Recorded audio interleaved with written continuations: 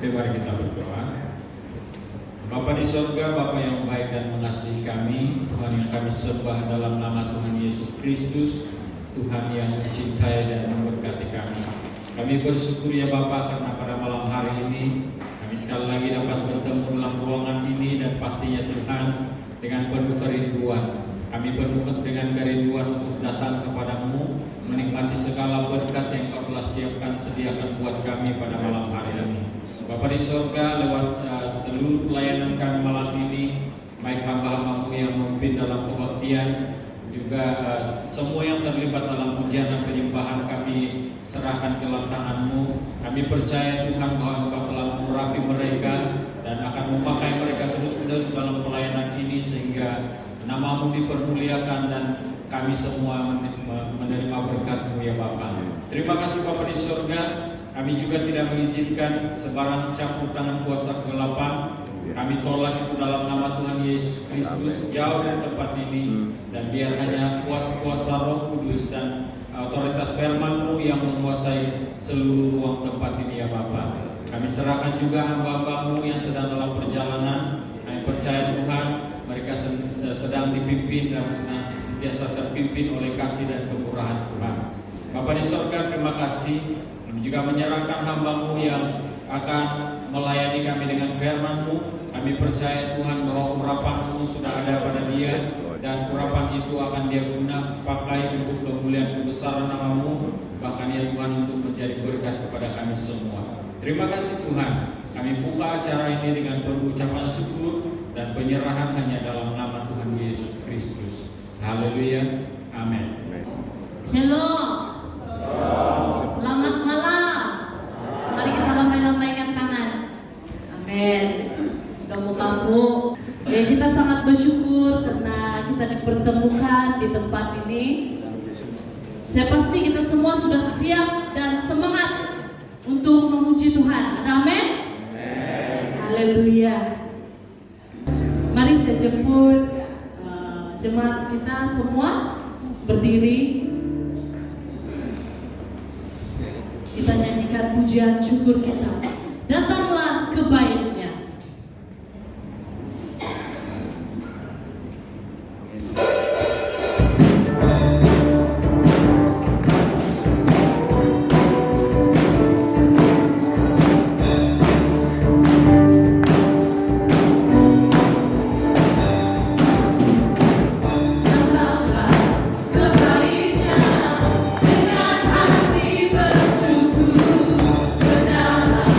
Oh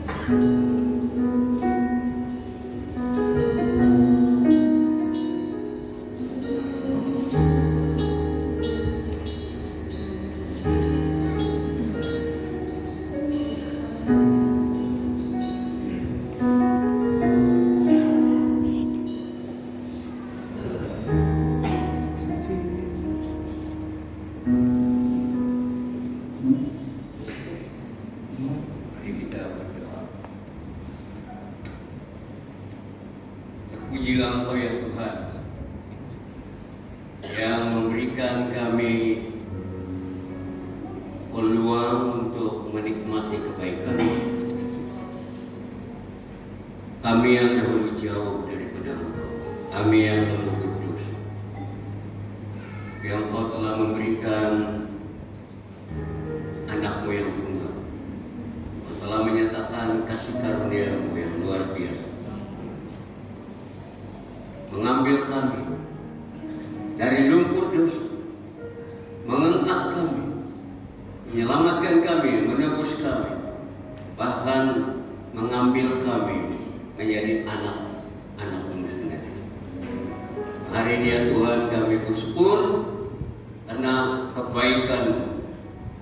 Pada malam hari ini kami belajar firman-Mu khas untuk bagaimana kami membangun keluarga kami, keluarga yang berkenan kepadamu, keluarga yang Engkau berkati, keluarga yang bahagia, keluarga yang boleh menjadi saksi bagi dunia, keluarga yang menjadi terang dan garam dunia ini. Bantu kami Tuhan. Terpujilah Engkau. Di dalam nama Tuhan Yesus kami sudah berdoa. Semua yang percaya kita katakan amin. Puji Tuhan. Beri kemuliaan kepada Tuhan. Terima kasih untuk tim Passion Worship kita. Puji Tuhan, sangat memberkati. Shalom sekali lagi. Kita akan sambung pembelajaran ini. Walaupun ini kebaktian, tapi ada juga mood seminar sedikit.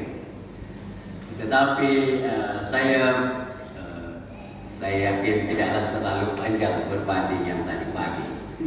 Jadi kita ada kuatan yang baru untuk besok lagi. Oke? Nah, tema untuk malam hari ini adalah membina keluarga Kristen yang bahagia. Bahagia. Semua sekali nama kampung ini bahagia.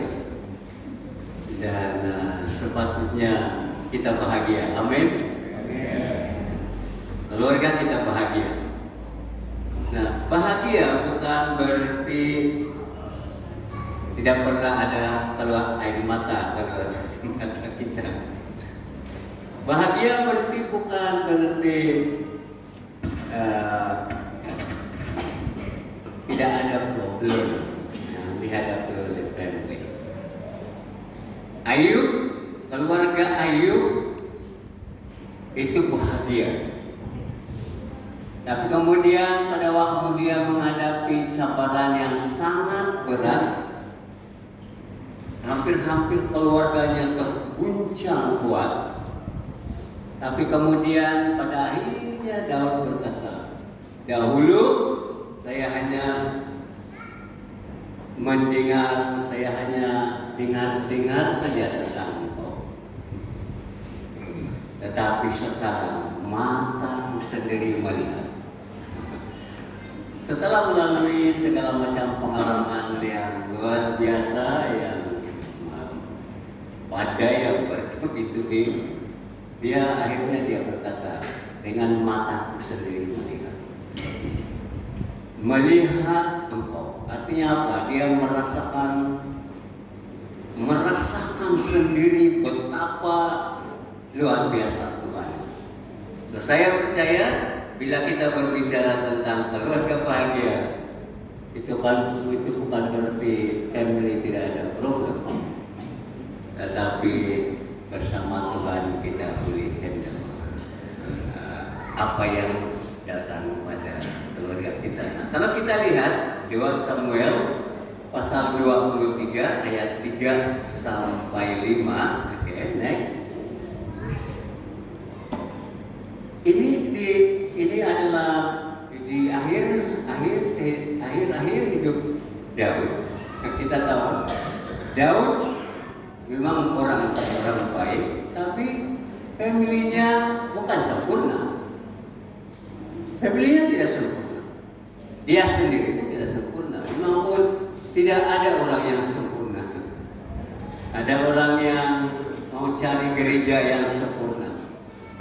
Tidak ada gereja yang sempurna. Keluarga pun tidak ada yang sempurna.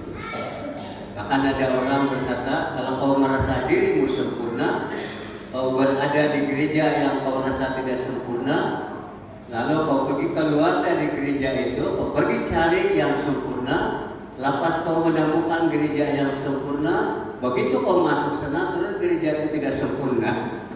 Jadi menunjukkan bahwa tidak ada orang yang sempurna. Nah, ini yang tertulis dalam 2 Samuel pasal 23 hingga 35. Allah Israel berfirman, gunung batu Israel berkata kepadaku, apabila seorang memerintah manusia dengan adil, memerintah dengan takut akan Allah, ia bersinar seperti fajar di waktu pagi, pagi yang tidak berawan, yang sesudah hujan membuat berkilauan rumput muda di tanah. Ayat 5, bukankah seperti itu keluargaku di hadapan Allah? Bukankah seperti itu keluargaku di hadapan Allah? Sebab ia menegakkan bagiku suatu perjanjian kekal, teratur dalam segala-galanya dan terjamin. Sebab segala keselamatanku dan segala kesukaanku, bukankah dia yang menumbuhkannya?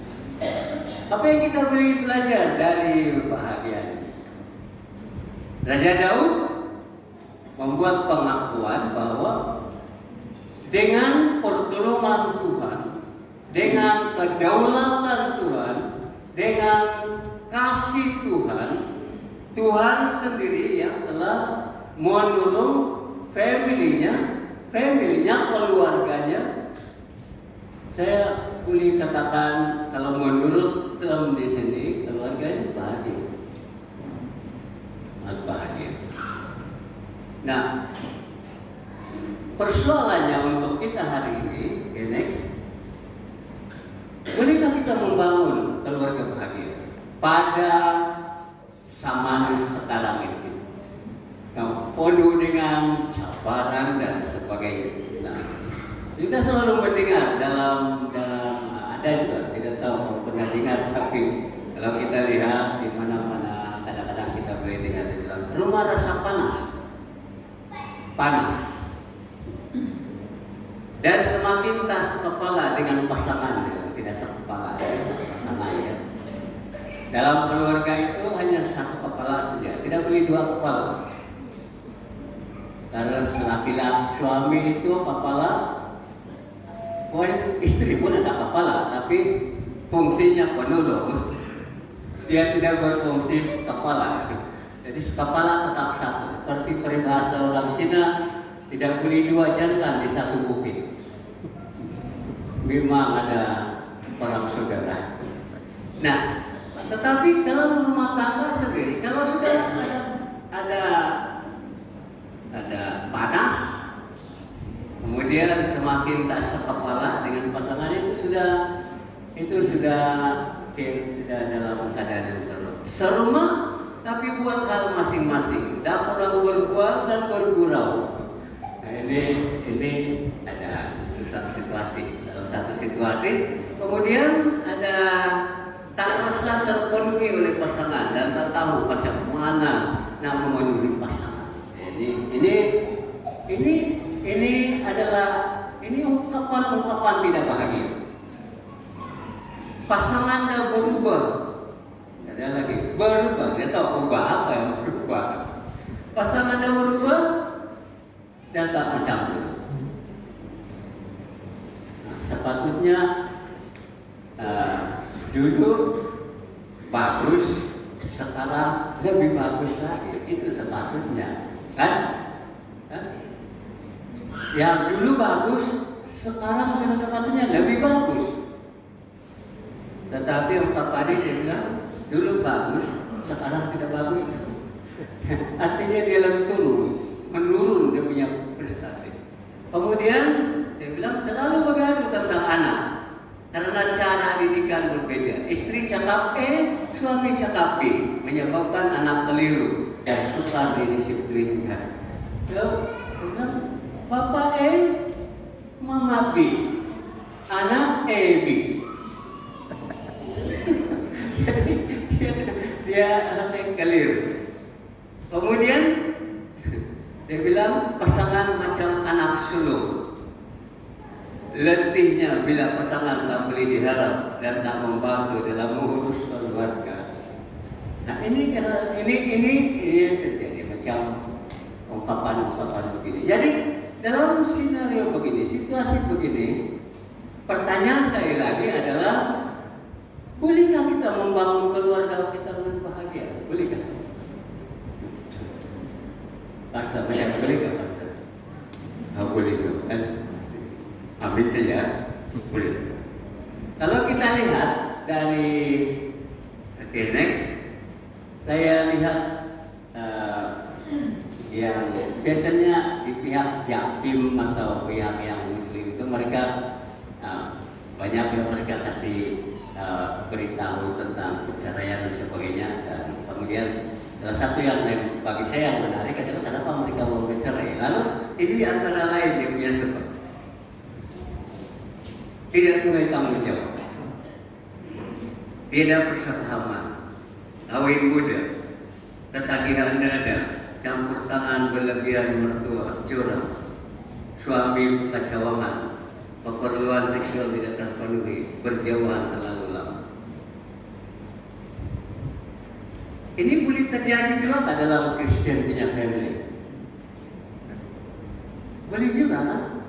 Ini masalah universal. Saya minum kopi dengan ipar saya tadi di pekan sana yang ketua polis di sekitar ini, adik istri saya.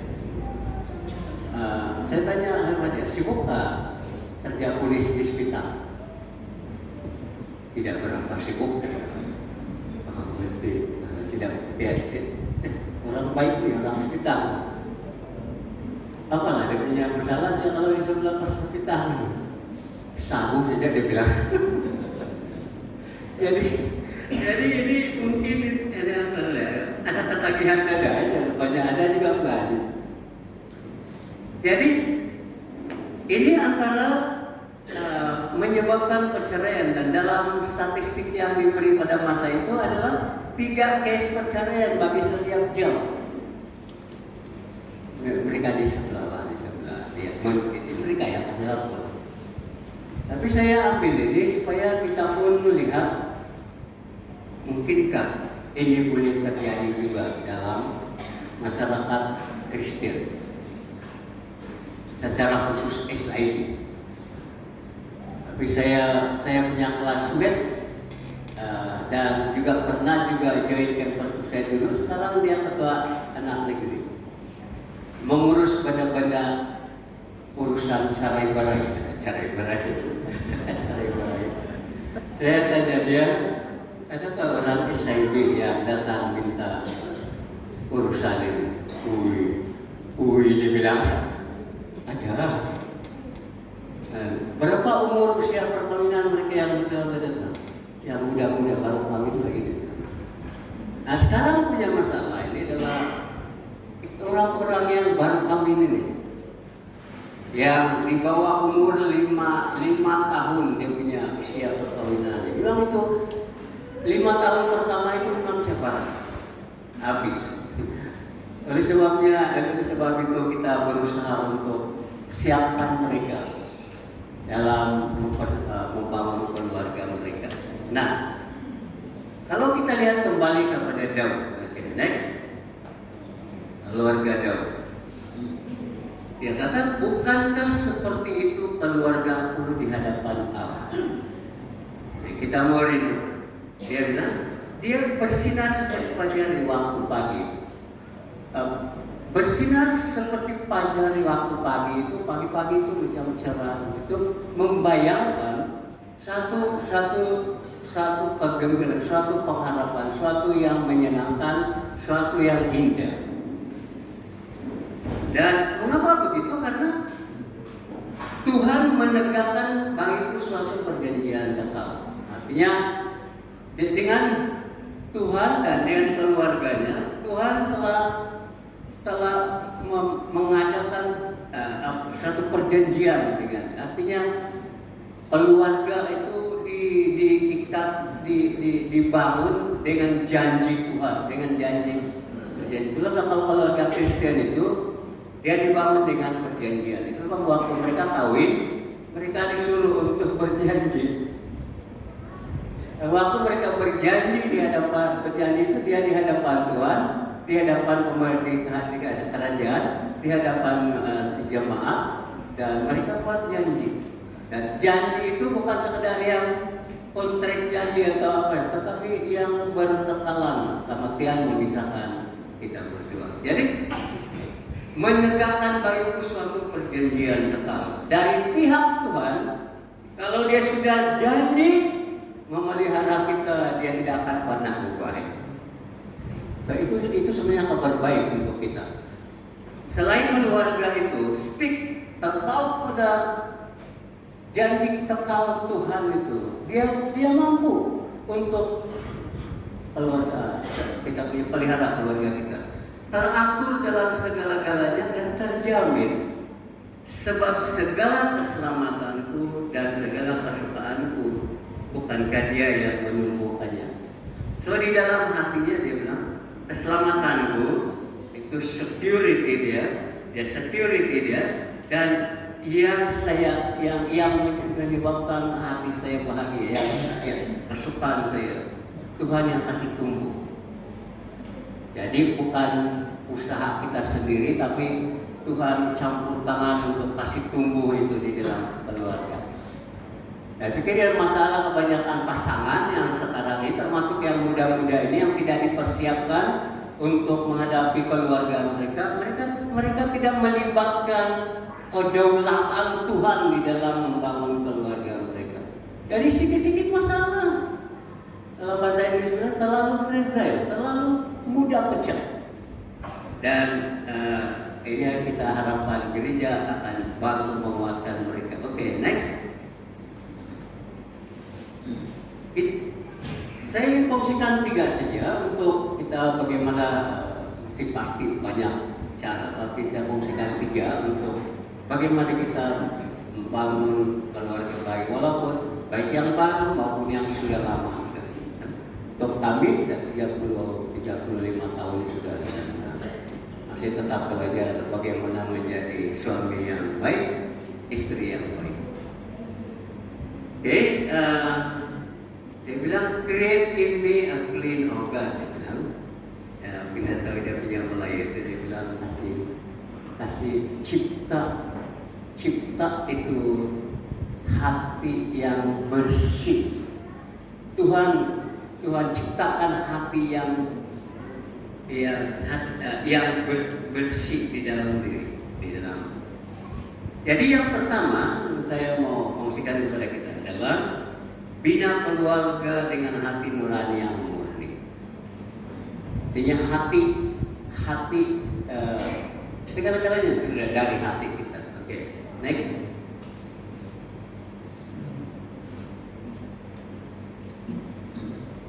Tetapi berfirmanlah Tuhan kepada Samuel, janganlah pandang parasnya atau perawakan yang tinggi, sebab aku telah menolaknya. Bukan yang dilihat manusia, yang dilihat Allah. Manusia melihat apa yang di depan mata, tapi Tuhan melihat hati. Waktu Tuhan perlu mencari ganti Raja Saul, Samuel disuruh untuk cari pengganti. Dan dia coba cari. Tapi Tuhan bilang, kau mesti cari itu yang hatinya bagus. Yang saya mau, karena saya yang saya mau lihat adalah hati. Pokoknya bagus juga kan, yang kalau Tuhan melihat kita ini, termasuk kalau kita mau jadi leaders dalam keluarga kita, jadi bapak dan mama dalam keluarga kita, itu hati itu penting. Hati dia tidak terlalu, walaupun kita dicipta segambar dengan dia, tetapi yang menjadi pusat perhatian dia, pusat tempat dia mau bekerja dalam hidup kita itu dari hati kita. Dia tidak ada, Tuhan melihat otaknya, dia melihat hatinya, kan? Dia melihat hati. Oke, next. Nah, Bapak memang atau Tuhan mau melihat hati. Hati ini, kenapa hati? Coba kita lihat. Next. Kalau kita lihat dalam Amsal 4:23, jagalah hatimu dan dengan segala kewaspadaan, karena dari situlah terpancar kehidupan. Saya pikir-pikir, kenapa bukan dari utak itu yang terpancar kehidupan? Kenapa dari hati?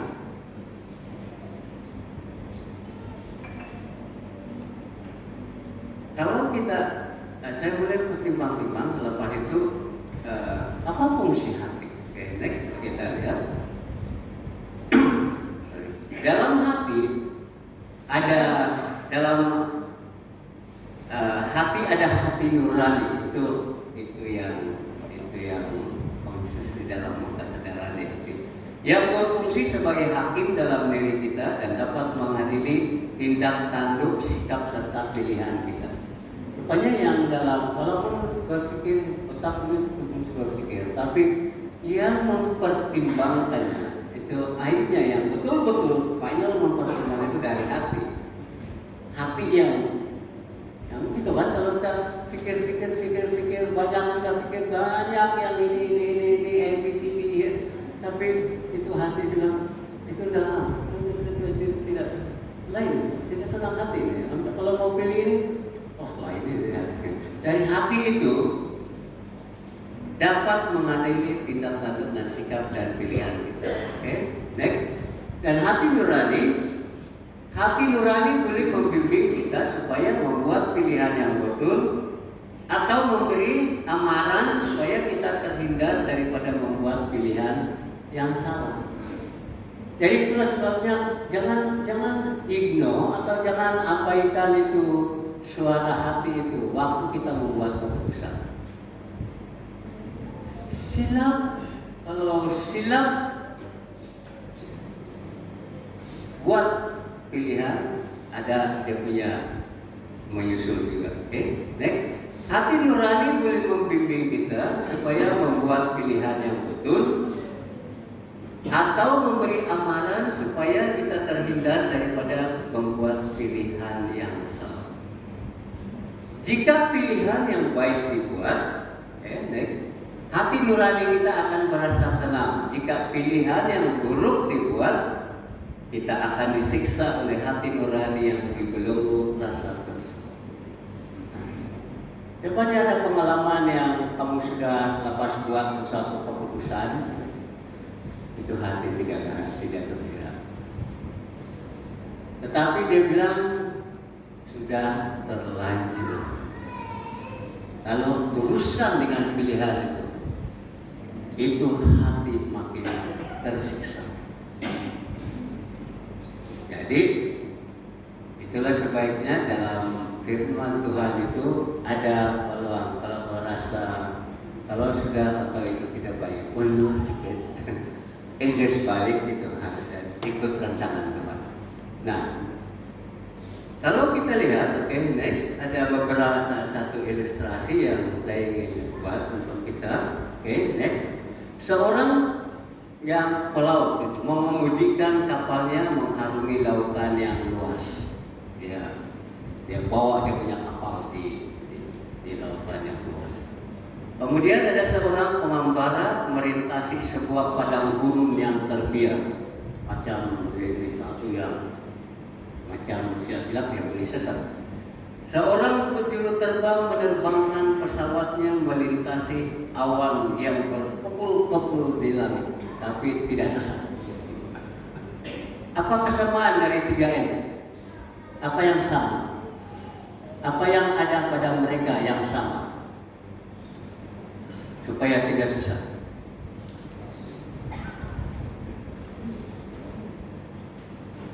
Yang di laut, yang para pelantara yang di hutan luas.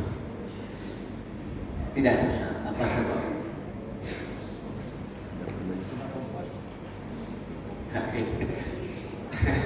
Ada dia punya. Oke, alright. Nah, mari kita. Oke, next. Seorang pelaut, seorang pengembara dan juru terbang, apa dia punya persamaan? Ini kompas. Tanpa sebuah kompas, ketiga-tiga ini bunyi mungkin sesat. Kompas merupakan sebuah alat ringkas yang mempunyai jarum magnetik yang menunjuk ke arah utara. Jika sebuah kompas, oke, next. Oke, terus. Jika sebuah kompas berfungsi dengan baik dan digunakan seiring peta yang tepat, kompas itu dapat menyelamatkan nyawa. Siapa yang pernah kena tipu oleh Waze atau map itu GPS? Bukan kena tipu, macam dia tidak menipu itu, tersesat sedikit saja. Saya pernah mencari 7-Eleven di sebelah Natal, saya pakai itu Waze. Ada sama kalau ada tari dia bawa-bawa saya pergi rumah orang. Dia pergi rumah orang. Tapi kesesatan begitu tidak begitu serius, tidak menyebabkan nyawa saya terancam kan? Paling-paling saya bilang apa yang ini orang ini. Tapi coba kalau yang bawa kapal, bawa laut, kemudian dan tersilap langkah, mau. Nah, kompas next. Kompas boleh disamakan dengan hati nurani kita yang merupakan hadiah bernilai yang diberikan Tuhan kepada kita. Kalau kita baca Amsal pasal 36 dan Efesus 3:20. Jadi hati ini, di dalam hati ini sebenarnya kita ada kompas ini. Itulah sebabnya hati nurani tidak boleh diabaikan. Kalau dia pimpin kita, dia beritahu kita sesuatu yang baik, jangan abaikan. Dia sangat berguna. Amsal 3:6 berkata, ingatlah akan Tuhan dalam segala perbuatanmu, dan Dia akan menunjukkan cara hidup yang baik kepadamu. Ingatlah akan Tuhan dalam segala perbuatanmu, dan Dia akan menunjukkan cara hidup yang baik kepadamu. Di mana tempat Tuhan bekerja sama dalam diri kita untuk menentukan mana yang betul di hati kita. Kalau pikiran ini menentukan kita membuat pikiran-pikiran ini, dia buat beberapa pilihan-pilihan. Kan kalau suami istri bergaduh, ada konflik. Yang terbaik itu adalah ambil masa untuk memahami apa sebenarnya keperluan masing-masing. Saya betul-betul apa keperluan istri saya, apa keperluan saya. Kita betul-betul ambil masa itu, keperluan paham itu. Setelah paham, baru berpikir apa pilihan-pilihan yang baik untuk menyelesaikan yang sudah kita pahami ini. Dan selepas ada pilihan-pilihan yang pertama ini dipertimbangkan, baru bersama-sama bersetuju bagaimana kita melaksanakan pilihan ini ataupun yang pilihan. Kalau saya pilih A, B, C, ini ada beberapa pilihan, dan dia bersetuju ya kita gunakan B untuk menyelesaikan itu masalah.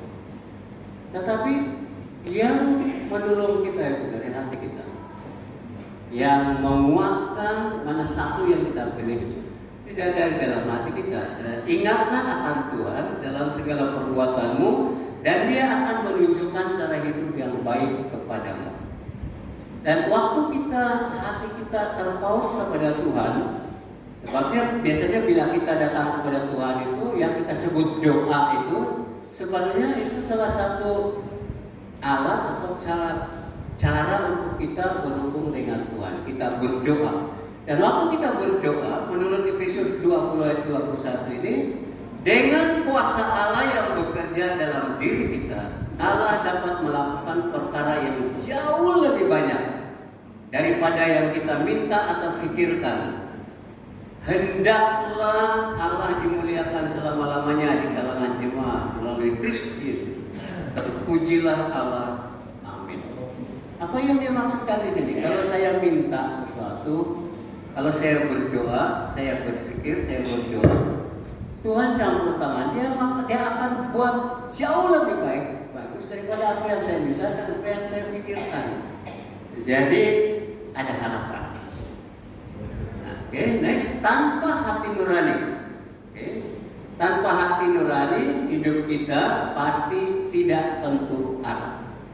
Jika hati nurani digunakan dengan betul, kita dapat menjumpai dan mengikuti haluan hidup yang betul. Saya ada tanya itu budak yang masih budak, kenapa kamu bisa pegang kasut? Siapa yang suruh kamu bisa pegang kasut?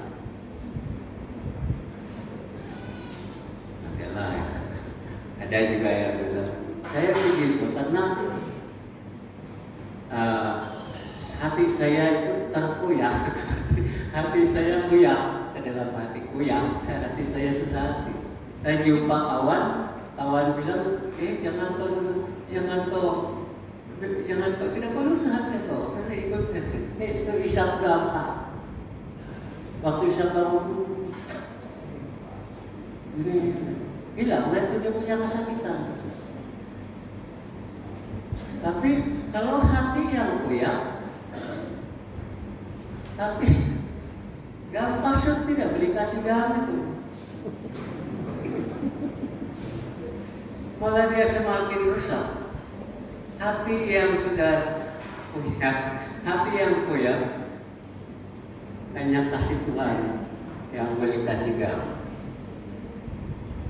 Tapi yang poin saya adalah sebelum dia bisa gam, kenapa itu hati dia tidak boleh pimpin yang lebih bagus? Kenapa dia tidak boleh pilih hidup yang jauh lebih bagus? Kan boleh banyak pilihan. Ini pun pilihan. Ini gam kasut itu baru satu pilihan. Dari kecil saya tidak pernah pilih gam kasut. Saya pernah beli itu memang gam kasut saja. Pisau tidak. Nah, jadi itu kadang-kadang kita heran, kenapa ada anak, kenapa mereka boleh pilih benda itu? Hati mereka itu sudah kompas hati mereka, apa itu? Mirip. Dia tidak terarah. Nah, so pertama-tama mari kita bina keluarga kita dengan hati yang murni, hati yang bersih, hati yang sungguh-sungguh terpaut kepada Tuhan. Yang kedua, dalam satu family itu, di dalam family itu juga ada anak-anak. Jadi kita mau membina anak-anak dengan kasih. Dan kalau sebelum ada anak, suami istri saja, kita akan fokus untuk suami istri. Tapi kalau sudah ada anak, kita akan suami istri bergandeng tangan dan sama-sama lihat itu anak. Tapi kalau anak-anak bermasalah, dia efek juga, dia akan mempengaruhi kebahagiaan suami istri. Bahkan seluruh family terpesan.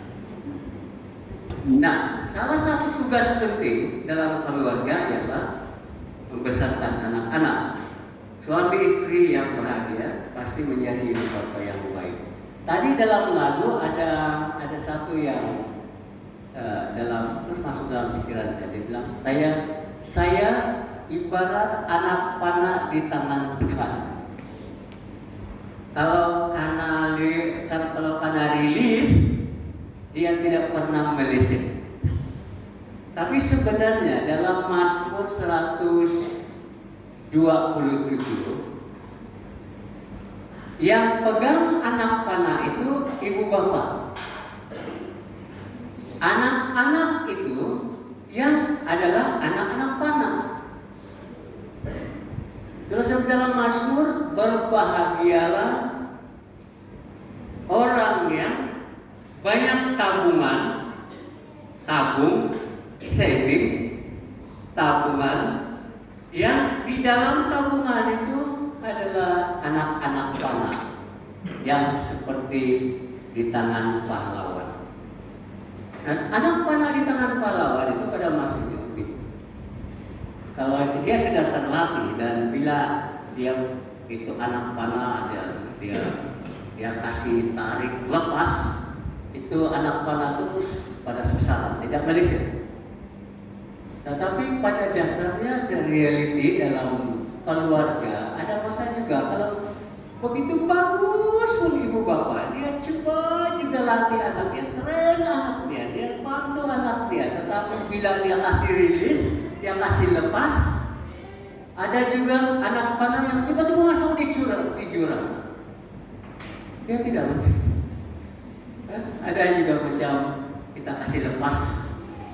Seperti contohnya begini. Kalau menurut yang saya paham seperti itu adalah kalau saya ada anak, bila sampai masa saya kasih rilis, mereka maksudnya dilepaskan itu mereka pergi bukan lagi di dalam kawalan dia, tapi mereka sudah pergi, misalnya pergi di Semenanjung, pergi di Bulan, pergi di tempat lain.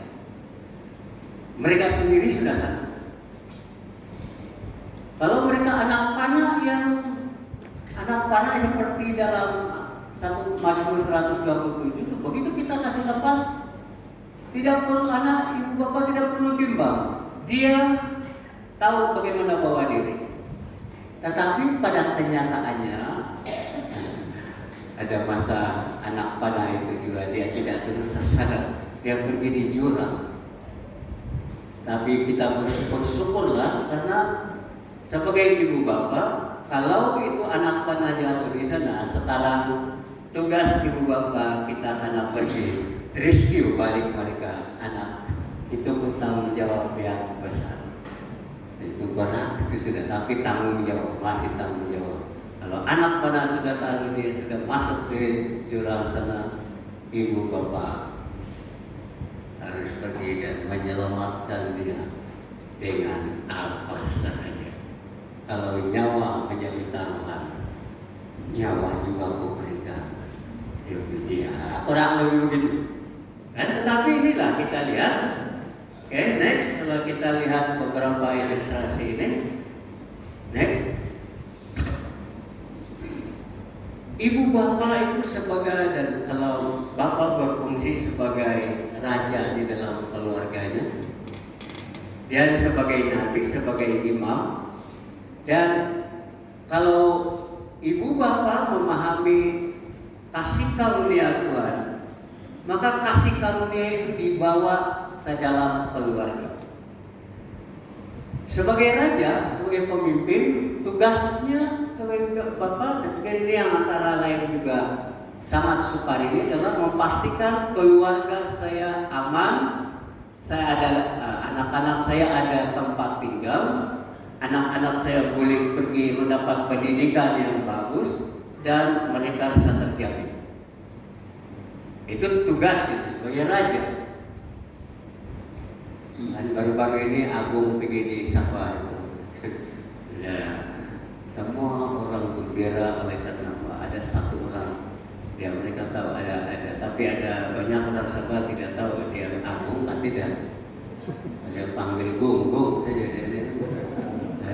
Tapi raja sebagai tugas itu dia punya beri jaminan pada anak keluarganya. Kemudian sebagai nabi, kita semua tahu kan sebagai nabi itu adalah dia mewakili Tuhan di hadapan keluarga dan anak-anak. Setiap ibu bapak Kristen, mereka tahu fungsi mereka itu adalah mewakili Tuhan di hadapan family kita. Memanglah bapak yang berfungsi betul, mama yang bantu, yaitu istri yang bantu. So, dalam hubungan itu istri menolong suami menjadi nabi yang bagus. Kemudian kalau kita lihat dari fungsi juga imam itu beda dengan nabi. Imam itu adalah mewakili keluarga di hadapan Tuhan. Jadi itu beda dia punya tugas.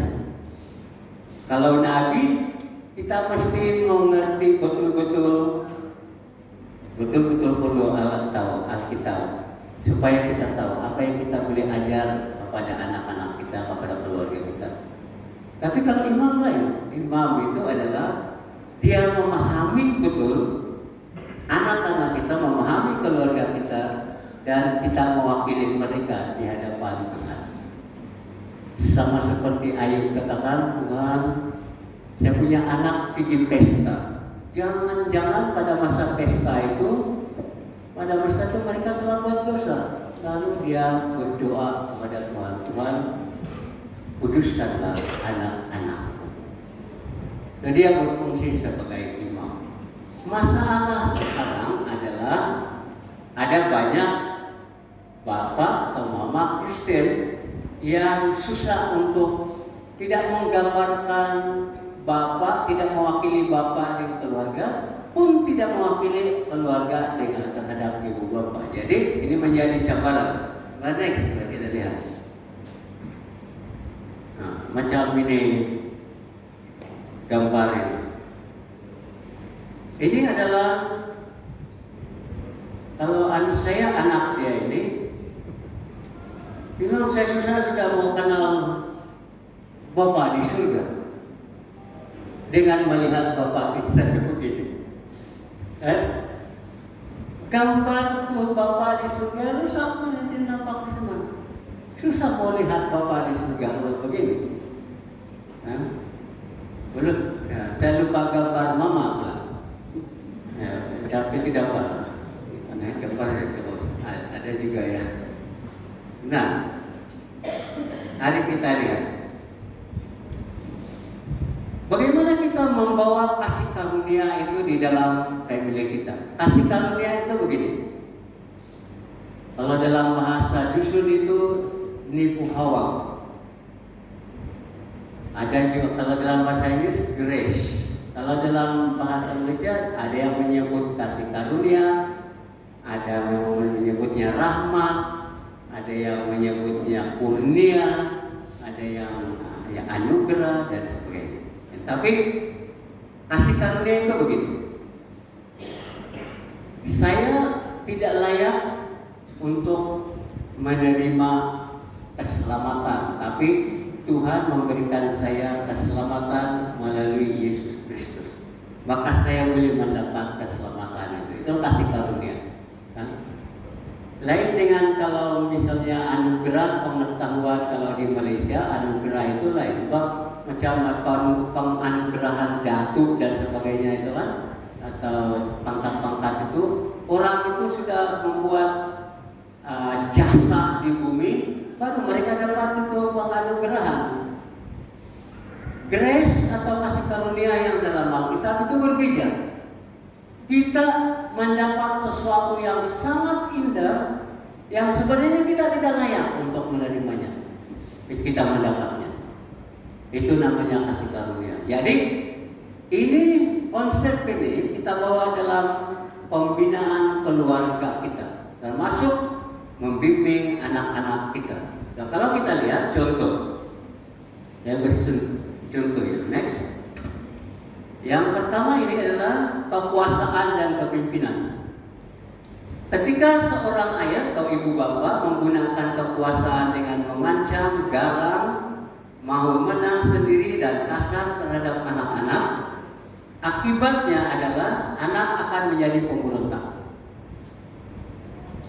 Tetapi kalau kita bawa kasih karunia dalam keluarga kita, maka kasih karunia surga itu memberi perlindungan dan pemeliharaan. Jadi kasih karunia itu adalah walaupun anak-anak itu masih macam susah aja, tapi kita kita tetap mau terima dia, tetap melayani dia dengan kasih karunia yang Tuhan sudah berikan kepada kita. Dan dengan harapan maka anak-anak kita itu akan mengerti, wah, itu kasih karunia Tuhan. Yang kedua, tentang itu kepercayaan kita. Next. Seorang anak yang sangat percaya dan bangga kepada bapaknya, tetapi seringkali bapak ingkar janji, sama ada ibu bapak atau ibu yang seringkali ingkar janji dan mengecewakan, maka ada akibat. Akibatnya dari dalam diri anak itu, anak menjadi ragu-ragu dan tidak percaya kepada bapaknya. Dan akhirnya sedangkan kalau kita lihat dari segi perspektif kasih karunia Allah komitmen untuk menepati janjinya. So bagi Tuhan, semada kita layak atau tidak layak menerima sesuatu yang baik, janji Tuhan tetap belum melakukan janjinya. Jadi sebagai ibu bapak ini kita boleh belajar. Kalau janji tunailah itu janji. Nanti itu anak bilang, ini bapak saya janji terang bulan. Nanti janji terang bulan kalau dalam bahasa itu apa itu janji terang bulan itu? Bukan kue bulan. Janji terang bulan itu kasih janji tapi tidak dikasih tunai. Kemudian yang ketiga itu tentang itu penghargaan dalam membina keluarga kita yang bahagia itu tidak termasuk ini menghargai penghargaan ini. Seorang anak memerlukan pujian dan penghargaan dari bapaknya atau mamanya, tetapi anak selalu dicela, dikritik dan dihina. Dan ada ibu bapak yang anak sendiri pun dia menghina. Jarang beda, tapi ada juga. Kalau sudah stres yang keluar itu adalah kata-kata hinaan dan sebagainya. Dan akibatnya anak menjadi rendah diri dan merasa tidak berguna. Dan dilakukan selalu anak yang karena dicela, karena dikritik, dihina, anak merasa tidak berguna. Sedangkan dengan kasih karunia dari pihak Tuhan, dia terima kita tanpa syarat. Sebenarnya kita tidak perlu kritik, karena tidak perlu hina, tidak perlu walaupun bagaimana keadaan anak itu, kita bawa itu kasih karunia Tuhan. Kasih karunia itu artinya kita tidak tersinggung dengan kenakalan anak itu maksudnya. Kemudian kalau kita lihat lagi satu lagi yang sangat penting dalam pembinaan itu disiplin. Jadi kalau disiplin, seorang bapak atau ibu bapak sering menerapkan disiplin yang keras supaya memukul ketika anak melakukan kesalahan. Mungkin tidak semua orang, tapi ada juga kalau silap sedikit dalam pukul, silap sedikit dalam pukul. Kalau macam saya ingat, saya punya pengalaman dulu waktu saya masih kecil lagi, yang pun tidak, saya pun jajal juga waktu kecil-kecil. Kalau bilang layak itu memang layak lah dimarah, tetapi tidak juga lah layak terlampau dipukul betul. Saya pada satu masa bapak saya pulang dari tamu, dan saya selalu mengharapkan kalau bapak pulang dari tamu atau ada kue. Jadi memang dia ada beli kue, dia kasihlah kami adik beradik. Tapi saya punya adik dapat besar, saya punya kecil. Saya tidak tahu kenapa sebab bapak saya buat begitu. Patut sama besar kan, ataupun patut yang sulung besar sedikit, yang adik kecil sedikit. Itu yang adil yang betul. Tapi dia kasih yang adik saya lebih besar sedikit, yang kecil. Jadi saya tersinggung. Jadi saya tidak berani lawan sama bapak, tapi saya pergi lawan adik saya, pergi bertentang sama adik. Bapak saya marah, apalagi kue apalagi kau mau, dia bilang. Dia ambil itu palang yang panjang itu, nah ini kue, dia bilang. Dia betul-betul marah. Dan seperti saya dekat saya, dia tarik saya punya kaki. Kalau tidak begini aku khotbah ini sekarang. Itu setengah daripada itu dulu kan lantai rumah itu bambu, satu dan setengah itu bambu putus. So, ya saya besar, saya takut gitu ya. Yang paling memikirkan itu kalau bukan karena Kristen memang sakit hati.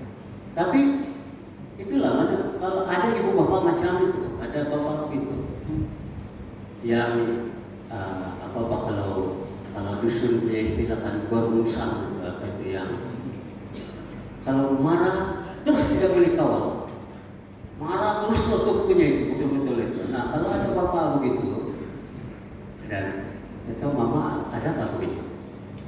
Jarang dia sabar sedikit kalau mama kan, tapi ada juga yang kalau mama sudah terlampau beligitan sudah itu pandai juga dia punya keluar juga dia punya tarik. Oke, sedangkan dari kasih karunia itu adalah Allah penuh dengan kasih sayang yang mengampuni. Kasih dia kalau kita guna itu kasih karunia, tidak perlu bagaimana keadaan anak itu. Dia tidak boleh dibuat macam begitu kasar. Kalau saya tidak kenal Tuhan dan bapak saya masih hidup, mengingatkan apa yang dia buat itu, saya memang benci. Saya akan boleh benci dan boleh dendam. Dan saya boleh bilang kalau saya masih besar setelah dia tua, apa boleh buat dia meninggal awal. Kalau dia katakanlah dia panjang umur dan dia terlampai-lampai di sana, mungkin saya boleh pikir peduli. Orang lagi begitu, itulah akibat dari dalam hati anak. Apabila kalau bapak sudah begitu, kan?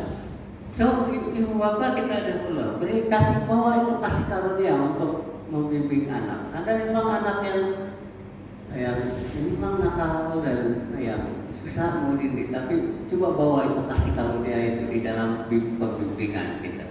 Oke, satu lagi itu komunikasi.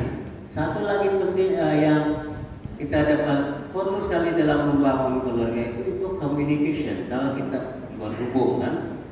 Nah, ketika ibu bapak susah diajak berkomunikasi, akibatnya adalah anak menghadapi kesukaran untuk berdoa. Kalau ibu bapak tidak dapat berkomunikasi dengan baik dengan anak pun susah mau open kepada ibu bapak dia. Apalagi mau berdoa kepada Tuhan. Dia tidak akan dapat berdoa dengan baik.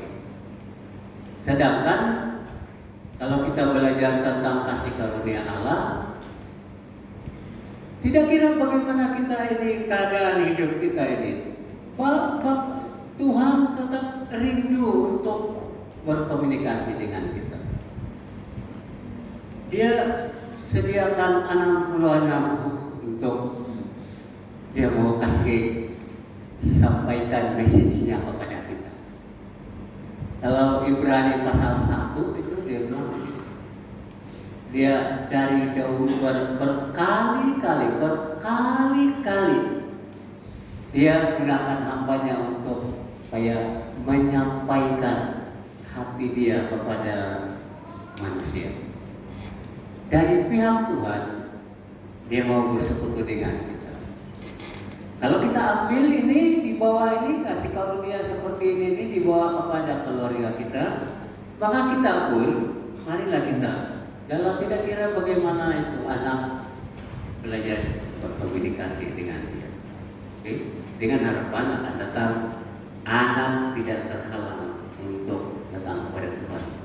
Dan yang seterusnya itu adalah kasih bersyarat. Kasih penting dalam membangun keluarga, tapi jangan ada syarat. Misalnya begini, kalau ibu bapak selalu berkata, kalau kau mendapat markah 100, barulah kau anak kami. Siapa yang pernah cakap begini pada anak dia? Dia adalah kan, tiada syukurlah puji Tuhan. Kalau sepatunya yang bagus, walaupun 99 kau dapat. 99 masih bagus kan? Tapi coba kalau 45 kau dapat. Dia bilang, jadi kalau kita bilang ketika ibu bapak berkata kau mendapat markah 100 barulah kau anak kami, apa akibatnya nanti? Anak merasa tidak diterima.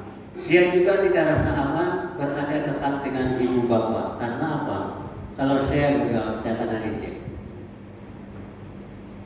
Dan sedangkan dengan kasih karunia Allah adalah menerima, mengasihi kita tanpa syarat. Ada seorang bapak yang anaknya ikut itu basket. Ada satu game yang kemudian ada perlawanan dan dia bilang kamu bermainlah dengan baik dan saya akan kasih hadiah. Dia tidak kasih tahu kalau kau menang saya kasih hadiah. Lepas itu tim anak dia kalah. Lepas itu anak bapak dia bawa seluruh itu tim itu pergi makan es krim.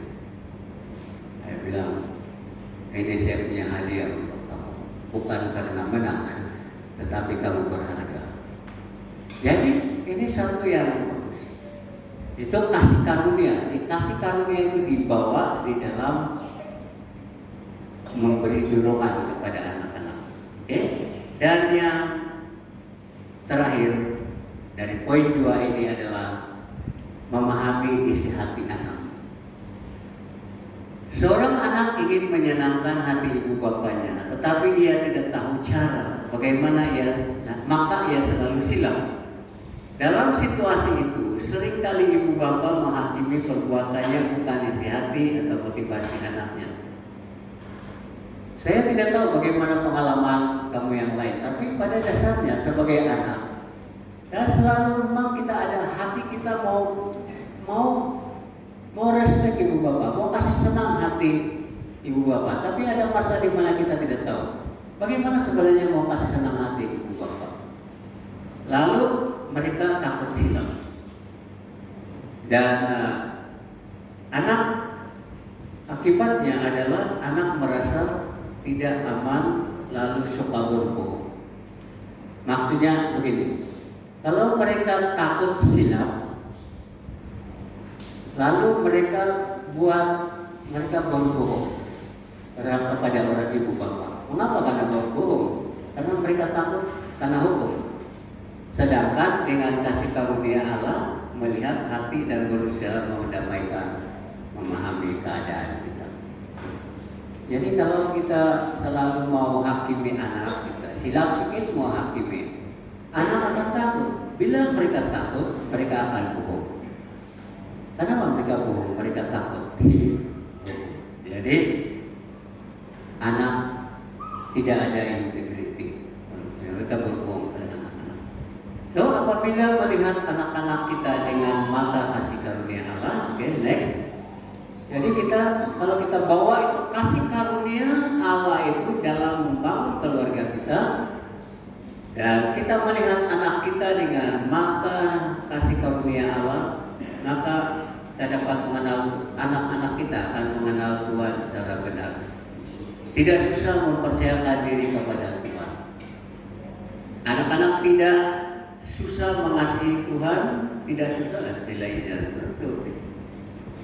tidak susah mengasihi Tuhan dan sesama manusia dengan sepenuh hati, dan dapat melayani Tuhan dengan benar dan bersukacita, hidup rohani bertumbuh dengan sila.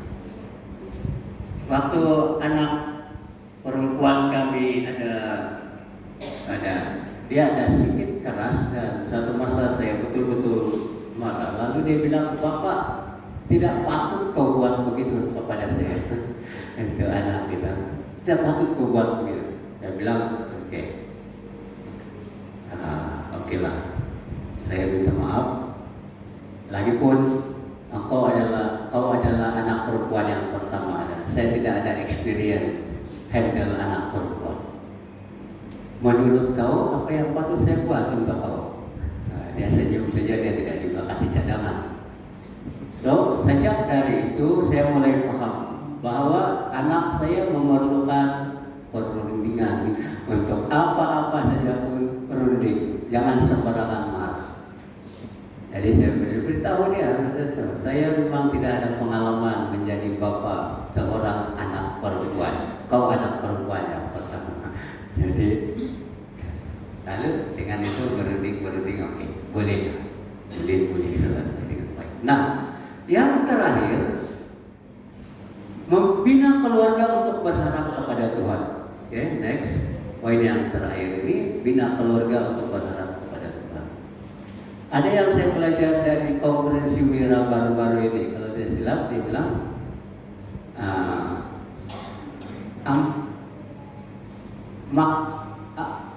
manusia tanpa makan 4 hari boleh hidup. Dia bilang gitu kan. Apa lagi? Saya lupa. Tapi dia bilang kalau tiada harapan, kalau tidak dapat berharap, dalam beberapa saat itu, dalam beberapa waktu yang sangat singkat dia boleh mati. Artinya orang yang berharap itu seperti itu. Ada seorang kawan dia bilang begini, saya tidak terlalu bimbang untuk apa saya mau wariskan kepada anak-anak saya. Memang dia orang dikira anak orang kenamaan juga, dia orang berada juga. Tapi dia cakap begini, saya tidak begitu bimbang terhadap apa yang saya mau wariskan kepada anak-anak saya.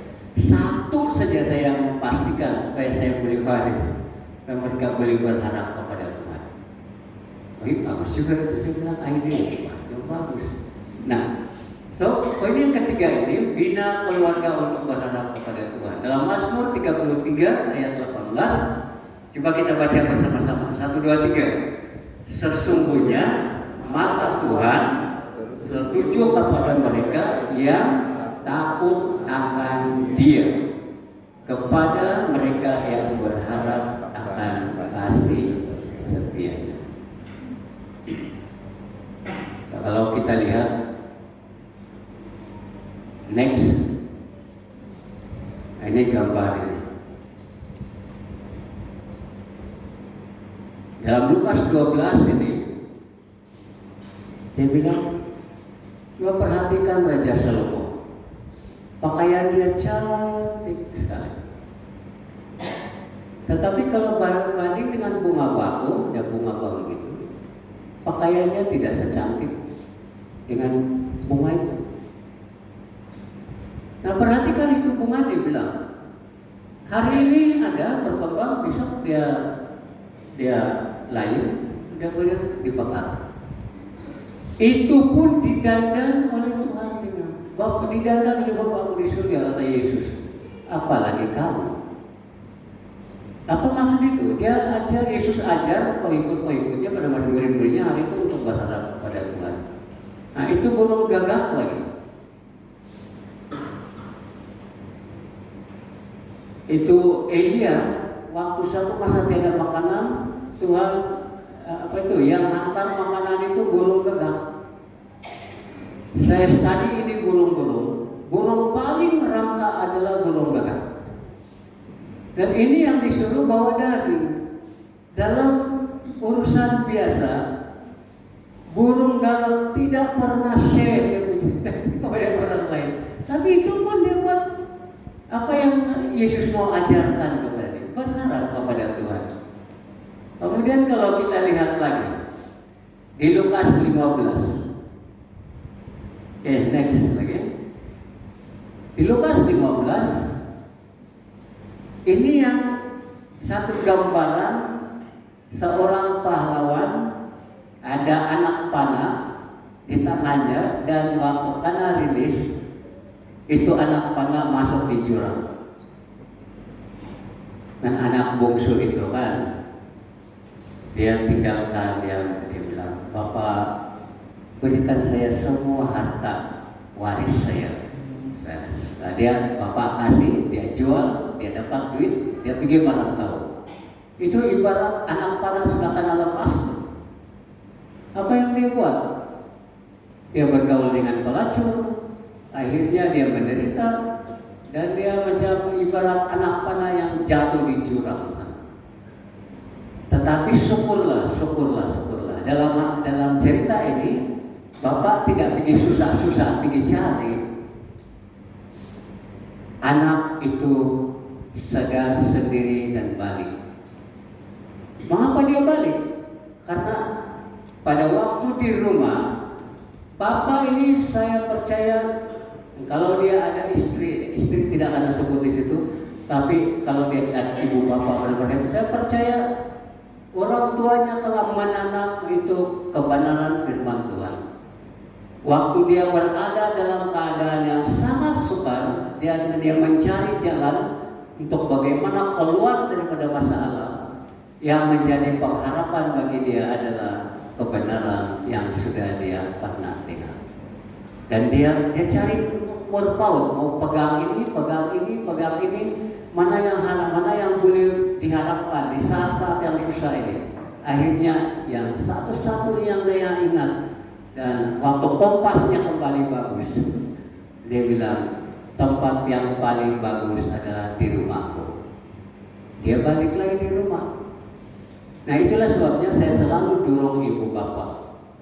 Walaupun kita mengajar anak-anak kita dengan baik sekali, tidak ada jaminan anak kita tidak memilih jalan sendiri. Tetapi seandainya dia pilih jalan sendiri, suatu masa waktu dia sedar, dia mudah untuk kembali. Kalau dia tidak ada tahu apa itu kebenaran, dia susah mau kembali. So inilah antara lain kabar baik daripada Lukas 15 ini yang kita belajar. Tapi yang penting adalah ajar dia berharap kepada Tuhan. Yang terakhir sekali, ini Yohanes 8 ini gambar ini kita paham, kita tahu ini. Ini adalah wanita yang dibawa oleh pemimpin-pemimpin Yahudi ahli Taurat, dan dia mencoba Yesus. Dia bilang, ini perempuan ini ditangkap basah. Menurut hukum ini dia boleh diluntar dengan batu, mati. Kasih dia boleh dibunuh sudah. Lalu mereka tanya Yesus bilang, "Yalah, oke, kalau begitu, siapa yang akan di antara kamu yang tidak berdosa, ambil batu pertama, hantam dia."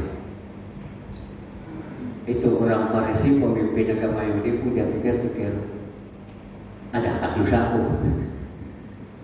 Dia ingat, aku pun berdosa. Aku pun berdosa. Yang satu pun pikir, aku pun berdosa. Yang satu pun, aku pun berdosa. Yang satu pun, aku pun berdosa. Saya tidak layak juga menghukum perempuan. Akhirnya mereka lalu Yesus bilang, ya, saya pun tidak menghukum, tapi mulai dari sekarang ini jangan lagi buat dosa. Ini maksudnya apa? Dia bawa kasih karunia itu di dalam pendidikan, pembinaan family. Dan kesimpulannya adalah kita, next. Mari kita bina keluarga dengan hati nurani yang murni. Kenapa? Karena Tuhan mengutamakan hati, dan hati kita ini ibarat kompas. Kedua, bina anak-anak dengan kasih. Ingat selalu kasih karunia Tuhan dalam mendidik anak-anak kita. Tidak kira apa keadaan. Dan yang terakhir, ketiga adalah bina keluarga kita untuk berharap kepada Tuhan.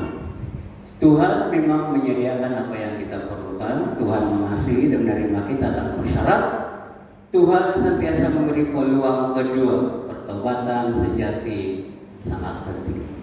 So ini yang kita boleh pertimbangkan dalam bagaimana membangun keluarga bahagia. Sekali lagi, keluarga bahagia bukan berarti tiada cabaran.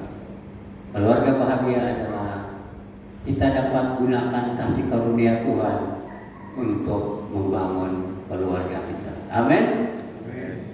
Puji Tuhan. Mari kita berdiri bersama-sama, kita berdoa. Mari kita berdoa untuk family kita pada masa ini. Kita berdoa. Kalau kita ada anak-anak sendiri, mari kita doakan anak-anak kita. Kalau kita berdoa supaya kita sebagai ibu bapa, kita benar-benar dapat melakukan tugas kita sebagai ibu bapa. Kalau kita sudah datuk, ada nenek, kita masih belum bantu cucu kita dan sebagainya, dan akhirnya seluruh family itu, keluarga itu kita akan betul-betul kita mampu di dalam bina di dalam kekuatan Tuhan. Mari kita berdoa. Mari kita berdoa dengan para yang kedengaran bersama-sama, dan nanti saya amin kita berdoa. Saya berdoa untuk